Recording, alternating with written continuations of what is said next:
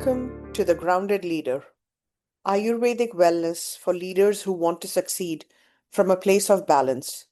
A podcast where ancient practices meet ambitious goals to help you operate with strength, clarity, and grounded intention. I'm your host, Shweta Vikram, an Ayurvedic doctor, trauma informed yoga teacher, award winning author, mindfulness coach, corporate wellness speaker, adjunct professor, and a lifelong student of what it really means to lead with clarity, purpose, and peace. Each week, we'll explore holistic wellness, how to excel in authentic leadership, and live with balance and purpose. Let's dive in. Menopause is often framed as a personal health issue. But for high achieving women, leaders, entrepreneurs, busy moms, small business owners, it's also a leadership transition. In this episode of The Grounded Leader, we explore how menopause intersects with trauma, chronic stress, and nervous system regulation, and why this phase of life can feel especially destabilizing for women who are used to performing, pushing through, and holding it all together. I am super thrilled to be joined by mindfulness based cognitive therapist, acupuncturist, and trauma informed consultant Neeta Mistry. Those are just few of the things I've told you about her. She is all around just incredibly awesome in every which way. And Meeta and I, we unpack how unprocessed stress and trauma can be stored in the body and why menopause often becomes the moment when the body demands a different way of leading, one rooted in regulation rather than resilience at all costs. This conversation invites women leaders to move away from self judgment and towards embodied intelligence, leaning and learning how to lead with clarity, steadiness, and self respect during one of the most powerful transitions in our lives. Welcome, Meeta. Hello, Sweta. Thank you so much for having me. What a beautiful introduction. Thank you. And like I've been telling our listeners, you are so many more aspects to your personality than what I briefly mentioned in the bio, and all the details about Meeta, including her books, will be in the show notes. And, right before we started doing the interview, you and I were informally talking about social conditioning, the gender bias, all of that. And that was the first thing that came to mind. Can you, in your experience, when you see in your treatment rooms, you also work with BBC Radio. I know that you work with DV survivors. In those spaces, how does this conditioning show up for women, whether they're in perimenopause or menopause? And then we'll go into the trauma aspect. But I think the conditioning bit is important to address before we talk about how they show up and what solutions might be available. Yeah, absolutely. So, for many women, regardless of the culture that you've been brought up in, we've been conditioned to be dutiful and people please and be the good girl. Some of the toys that we may have been given when we're younger, dolls, kitchen sets, preparing us for the domestic life and serving and caring and looking after people. And those narratives from that very early age are taken on into our adulthood as well, if they're not challenged, if we're not having different experiences to that. So for many women, they have grown up being that main carer, looking after their parents, looking after their children, looking after their friends, people pleasing. And if you're from a South Asian culture, then it is 100% usually expected of you. So if we don't challenge these self-limiting beliefs that we have going into adulthood, it shapes out and plays out in all of our relationships, including in our professional lives as well. Oh, I absolutely loved what you just said. It also made me think about, you are South Asian, I'm South Asian. When you think of your mom, I think of my mom. There was no conversation around Mhm. menopause. It's something that you went through, and it was part of getting older, and then it was over. And the Yeah. mental emotional aspect of menopause that we'll dive into, and it just struck me as I wish there were, the world is changing, but even during those times, I wish there were people like you or people in the roles that you play, um, easily available and accessible to our mother's generation, right? Mm. Because to your point, we've seen our mothers play certain roles. We ended up taking on those roles whether someone told us or not. And the menopause is such a period of transition, and there is an awakening for women. And so, which is what brings me to my question for you. First question for you, Meeta, is you work at the intersection of mindfulness based therapy, acupuncture, trauma informed care. So, what drew you to women's health and midlife transitions like menopause? So for me, I saw in my clinic many women suffering from the medical system, whether that's they're not being seen or heard, not being Mhm. understood. And my desire really was to help them understand that menopause is not the end, because often, and especially in the UK where I live, often menopause is depicted as the end of life. You know, see women on posters with grey hair struggling, they can't find jobs, etc. However, if we reframe that from a Chinese medicine perspective and possibly even Ayurveda, in Chinese medicine, the menopause is actually a woman's second spring. Mm, So it's actually a beautiful phase of life where you've gone through so much in your journey, you've gone through that reproduction, and now it's the time for your heart and your spirit to reconnect and use that wisdom, and really embrace this phase of life rather than see it as, oh my goodness, I'm losing my uh, youth. I'm losing my fertility. You know, I don't know about my identity anymore.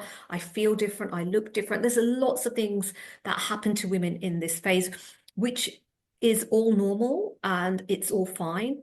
But right. sometimes we can reframe it and look at it differently. I like how poetic that sounds because, and poetically empowering is what I would say. Because Mhm. the transition is happening, whether we like it or not. And there are two ways to look at it. It's happening to me, or what am I going to? I have to accept. Surrender feels weak in this case to me. So I'm like, I'm going to accept this is happening. It's a phase of life. And like what you said, even in Ayurveda, much like Chinese medicine, this is the Vata stage of life, which is when you're born, it's Kapha. When you hit puberty, that range is Pitta, passion, ambition, marriage, children, all of that, right? And as we start winding down, and I feel like it's a spiritual elevation, but Yeah. a winding down of, in some ways, responsibilities, depending on when people have children or find partners and all of that.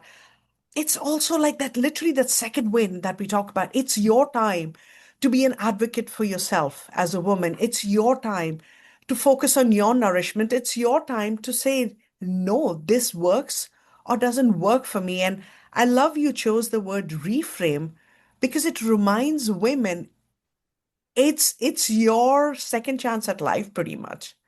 Yeah. So It what, absolutely sorry, is. go ahead, please. Oh, it absolutely is. It's that second spring. You know, Mm. you've got that new birth, new release of energy. You're almost letting go of the old, you know, that whole phase of reproduction, fertility, all of that's gone. Now it's time for connecting your heart, your spirit, digging into your own wisdom, your life experiences, and passing some of that on even. So you're leaving a legacy. Oh, that, yeah, I never thought of it that way. Mm. And it also almost feels so much lighter to know that this is an empowering phase, the second spring, as you said. It's not like I'm losing, I am finding, I'm exploring, I'm anchoring myself. And this phase where you can say, I choose me, and Yeah. you can literally choose you because, for the most part, if people who have children, the kids are grown up, you've been in a relationship, if you are, for X number of years where you feel like, oh, I'm not starting something new. There are always exceptions, but for the most part, so why does menopause often feel so I mean, I hear from you what Chinese medicine, how it addresses or speaks to menopause, the way Mhm. Ayurveda empowers and reminds women, like, why this is the second spring. Why do so many women find it destabilizing? So especially for high achievers, we often rely on predictability. We have plans, we have planned our mortgage, our careers, we have everything planned out, and we have control over that. and we have that willpower to make things happen.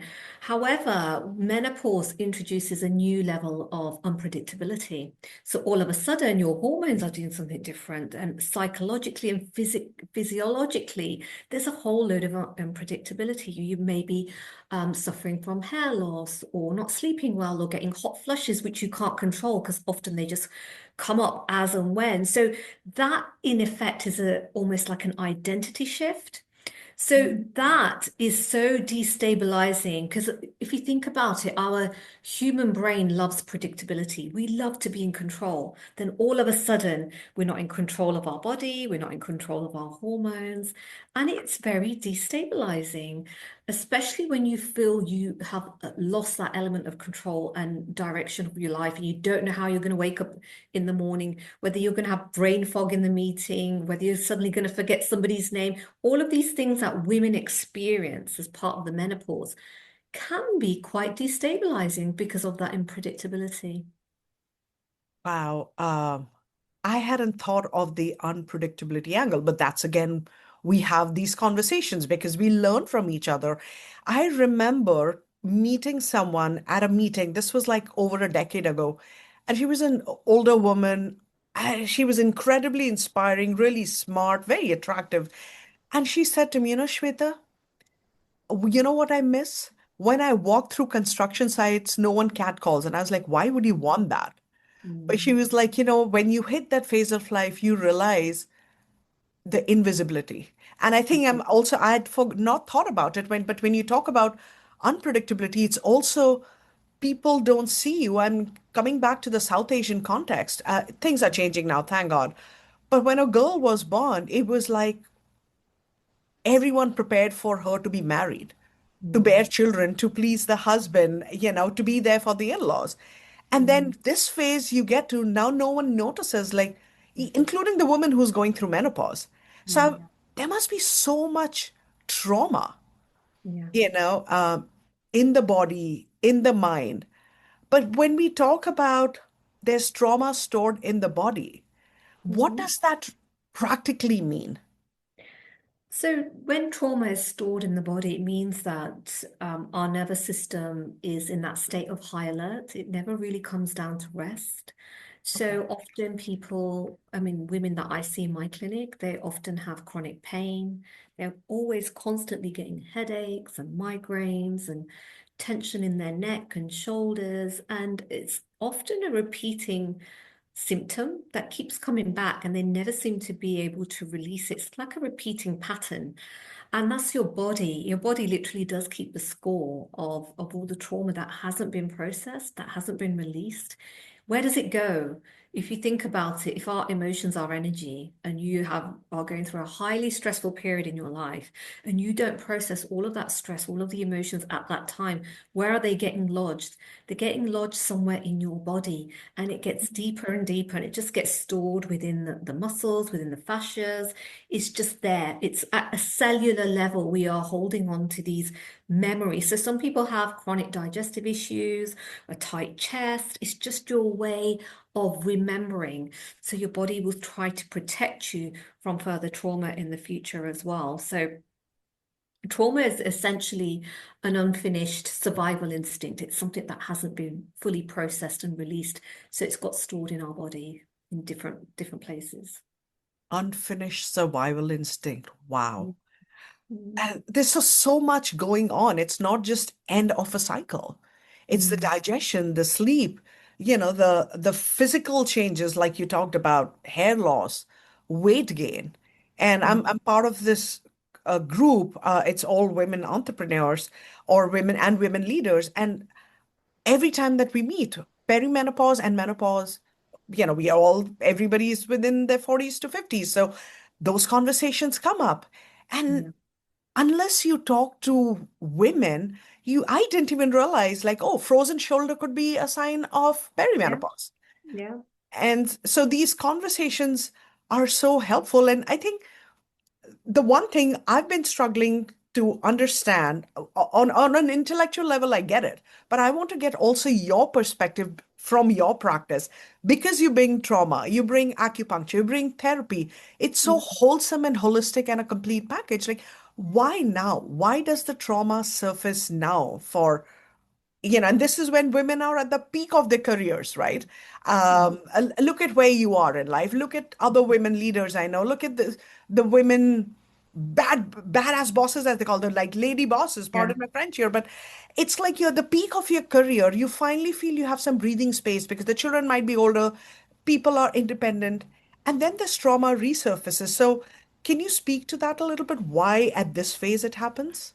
Yeah, I mean, there could be a number of reasons depending on your situation. So, if you're in what I call the sandwich situation, where you have got children who are leaving home, or you're caring for elderly parents, if your children have left the nest, then all of a sudden there's less external noise. Maybe your parents have passed on. There's less external noise. So all of a sudden your internal voice starts to get louder because previously you're serving and caring for everybody outside of you. So your attention is so outwardly focused and also on your career. Then all of a sudden there's less outward attention that the spotlight is moves internally. So that it can be one thing where it can start to resurface the old traumas. You start to become more aware of this discomfort that you may have been avoiding just because of your life. It's just so busy. The other thing is estrogen also has a protective calming effect on the brain. So as it drops, our resilience to sort of numb out and old pain also decreases. So that is a physiological aspect as well. So there's lots of different things going on. So that buffer that we used to have to keep us resilient and numb out some of that noise is now gone as well. So it's partly our roles changing, it's partly also the hormone changes in our body as well. Wow. So what I'm hearing is physiological, psychological, situational. Yeah. And so how does this impact? Do you, in your practice, have you seen women also battle mental health challenges Oh, absolutely. in at this Because phase? Oh, absolutely. And I see a lot of anxiety and depression because Mm. that whole going back to our first initial question about not being seen and heard within the medical system, often people don't even realize they're going through the menopause. They just think, oh, I'm just being forgetful, or I'm just really stressed, or I'm just really tired, I'm just overworked. They don't understand the changes that their body is going through. And in terms of mental health, it can impact your self-esteem. We were talking about that loss of yourself, the loss of your identity, not being wolf whistled at anymore, feeling like you've gained weight. You just feel like you don't quite fit in. So there's a massive impact on self-esteem, motivation, psychologically, in terms of depression, anxiety, that stress overload. It has massive impact on women if it's not attended to, if you don't check in with yourself, if you're not making sure, hold on a minute, how am I? What's going on? Are these hot flushes, this brain fog, is it that I'm just really stressed out, or is it there is something hormonally changing in my body? So often people don't realize that they are going through the perimenopause when they actually are. Wow. And I was reading, this is so helpful because it almost resonates the statistic that I read recently about a large number of divorces that happen is when women hit their menopause, Yeah. end of perimenopause, that stage of menopause. And from what I'm hearing from you, it's not one thing. So many factors, so many Yeah. things are changing, including, I liked how you talked about that, like the outside noise becomes lesser. So you're able to listen to your inside voice. And what happens like, and this is really important and I think helpful to whether it's a woman leader or it's an entrepreneur or it's a small business owner or a healer, because we take on everybody else's work issues, emotions when they bring it to us. Like if you've always been in push mode, and at this point where someone says, oh, I feel tired or I feel frail, or I don't know if I'm in the mood for it. But if we go through that push mode, because that's performance is what we've identified with, we've been told rest must be learned. If you're unable to unlearn those trainings, what happens to the nervous system of these women? if they go It through the gets push mode? massively dysregulated. It Ah, gets massively dysregulated. They don't feel safe. They're mm, stuck in that freeze mode. And that's just really unhealthy because you're releasing a lot of cortisol and adrenaline. You're literally so exhausted, you're going to reach burnout because you're pushing through all the time that your stress response actually gets stuck there. It doesn't know how to come down to rest. And you can even start disassociating. So often when women experience brain fog, it's when your system is so overwhelmed that the brain fog can be a form of freeze. You know, the stress response when we go into freeze mode, it wow. can be a form of freeze. And that's your brain's way of shutting down to prevent further overstimulation. So we've got so overstimulated that we need to actually come down and start regulating the nervous system. So it all comes back to the nervous system and the It really does. hormones, right?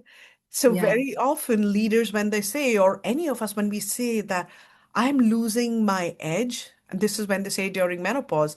So Mm. this is what is happening beneath the surface. It's the nervous system that you talked about, right? It's the physiological changes, the psychological changes, the not knowing. Can Yeah. you speak to a little bit to that? Yeah. So you're not really losing your edge. We're very good at putting ourselves down, saying we're losing our edge, we're losing our identity. You're not losing your edge, you're just losing your tolerance for things that no longer serve you. Mm. That people pleasing, the overworking, the rushing, the not resting, the not putting your oxygen mask on. It's enough is enough. Your body says enough now. And that's when we have to take a step back and start honoring what our body, our minds, our spiritual essence, what does it truly need in this moment?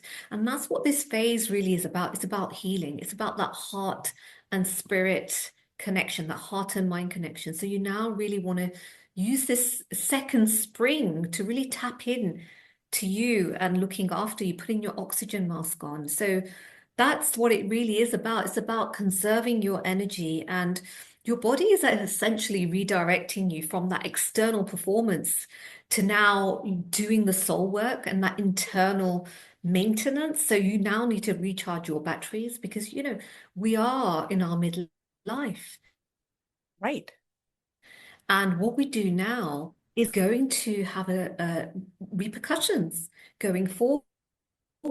So it's so important we look after our bone health. We start doing weight training, we start eating the right foods if we haven't already. We start getting that rest and carving out time for it without feeling guilty, because this is almost like medicine. This is a must. We must do this and honor what our body needs in this second spring, and also what our minds and our spirits also need.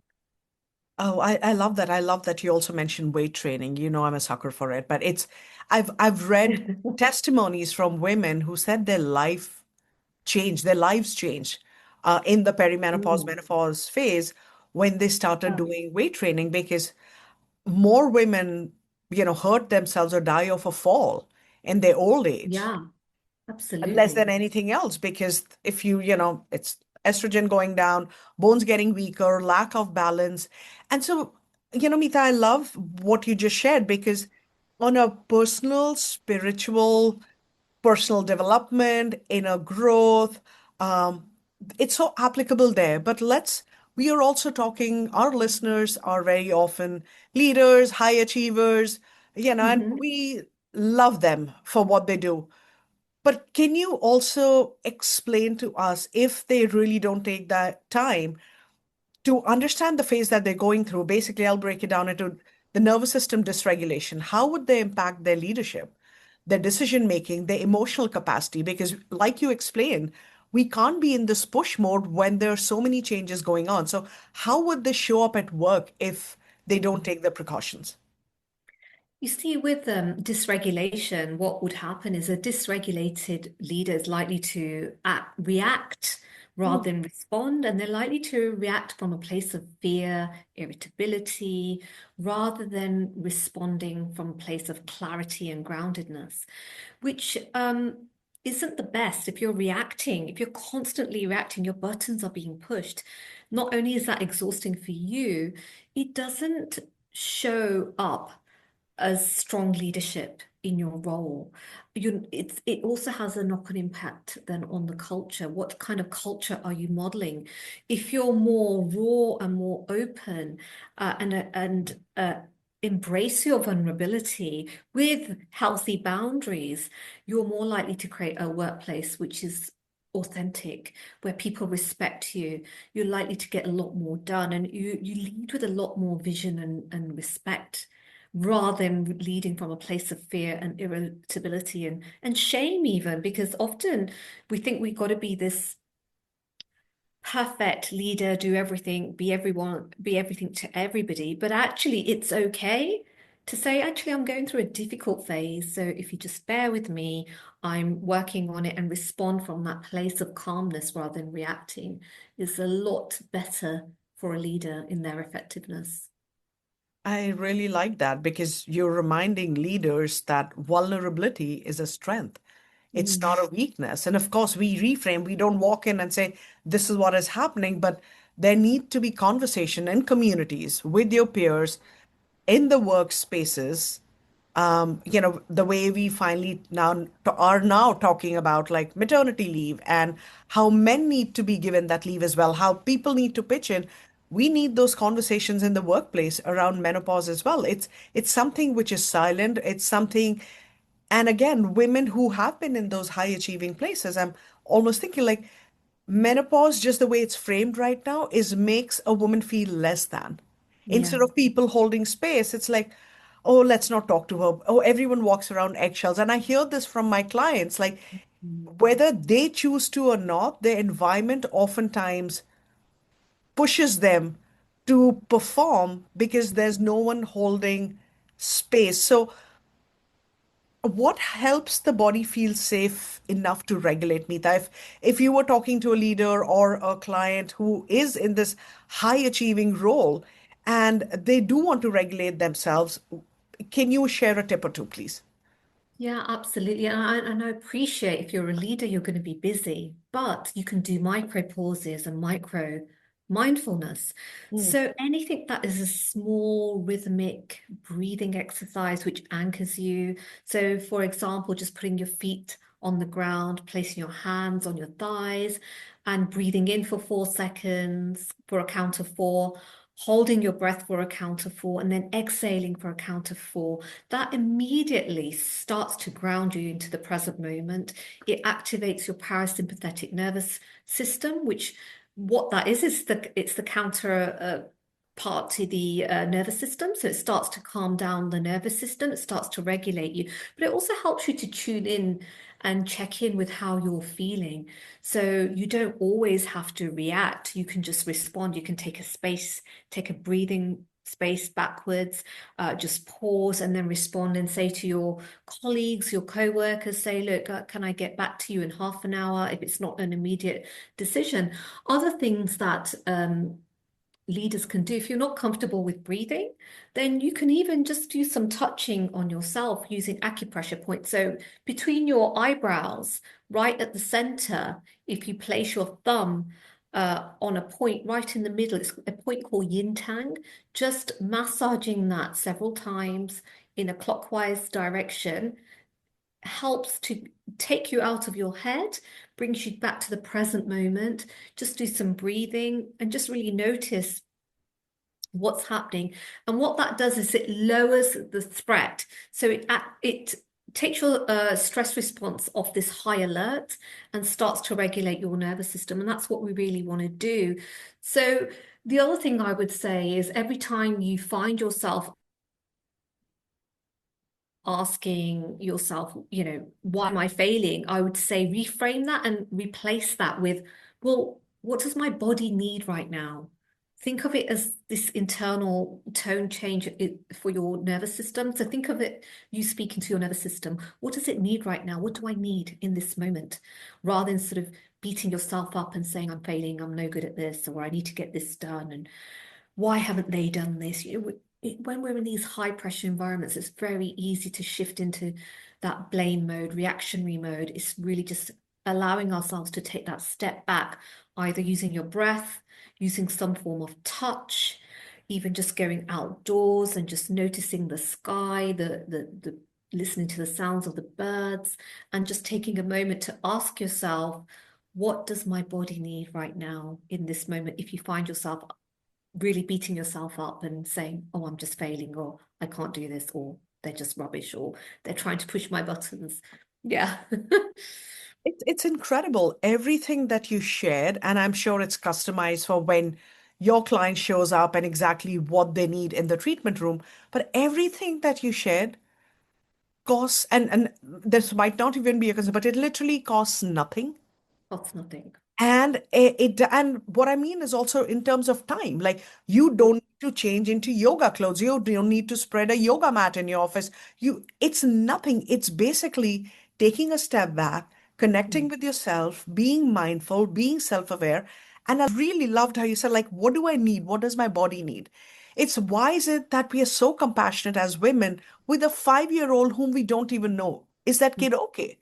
I see kids on the subway, and if like a kid looks unhappy or uncomfortable, they're there with a parent, but like the Yeah. first day, okay. So if we can feel that empathy for a stranger, as women, we just haven't been taught or Mm. trained to give that love to ourselves. Sure, we might buy ourselves something nice. That's consumerism. That's not sustainable self-care.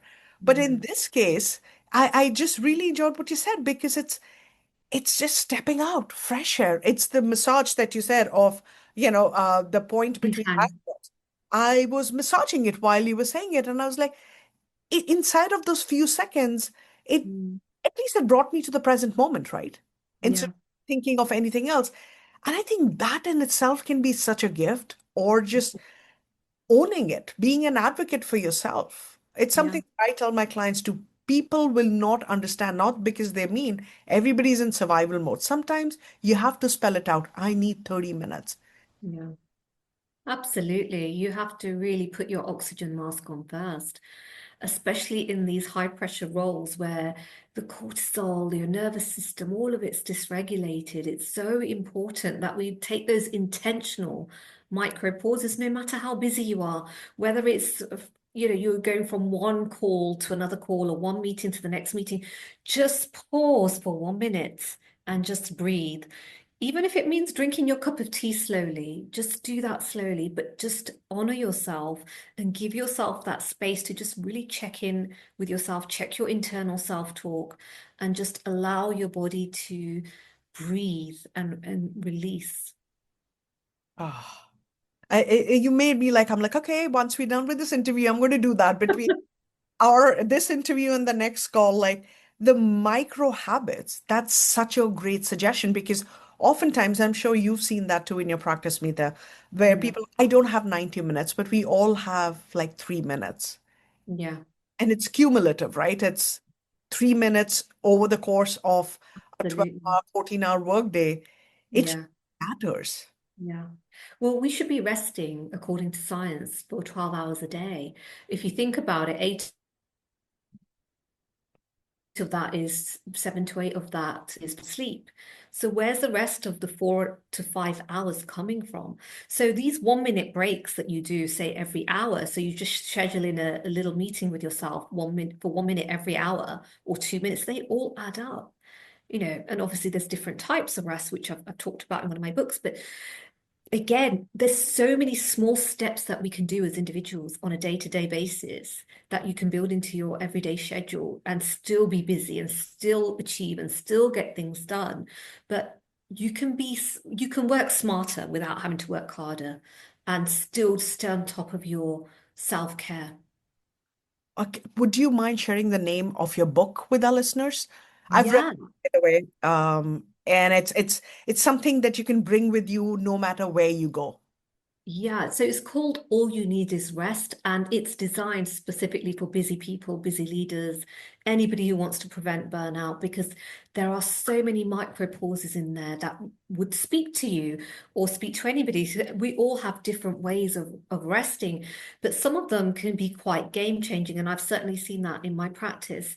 Just incorporating small micro pauses can actually really be a game changer. It just because, when it comes to sleep and rest and regulating our nervous system, it's not just, one action that we do once a week. It's the consistent habits, the consistent small habits that have a compounding effect. So the more you do, the little that you do, but you do it often, that actually has a bigger impact.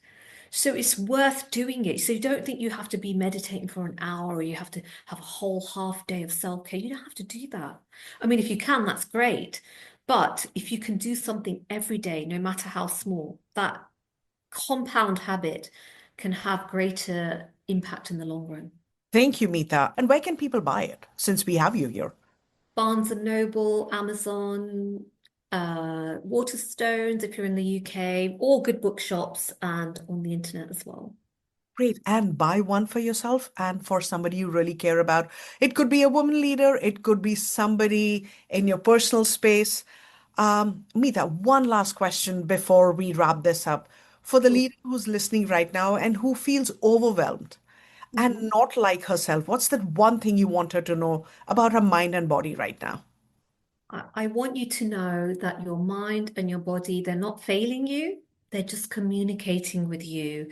You haven't lost yourself. You are simply under a layer of weather at the moment. And the sun, which is your essence, is still behind the clouds. So this is your second spring. And really tap into your wisdom, the life experiences you've had, and really honor what it is that you need in this moment and do not feel guilty about it because, you know, this is such a powerful time, powerful, really powerful energy to tap into right now. Thank you so much, Meeta, for all your words, your wisdom, and really breaking down this transition that women go through into really chunk size, bite size, wise, simple, and really anchored information, right from the micro habits to letting us know that it's not just, I have this feeling, no, the change is going on Mm. physiologically, situationally, psychologically. So thank you for all the work that you do. For those listening, you can find out, like I said, all the information about Meeta in the show notes. If menopause has disrupted your focus, confidence, or energy, know this, as Meeta tells us, it's not a failure of leadership. It's your body asking for a different way of leading. Menopause isn't a loss of power. It's a shift from pushing through to regulation, from endurance to embodied wisdom. When the nervous system feels safe, leadership becomes steadier, clearer, and more sustainable. If this conversation with Meeta resonated, which I think you're going to really like, pause and take a breath as she recommends. And if this episode supported you, share it with another woman leader who needs this reminder.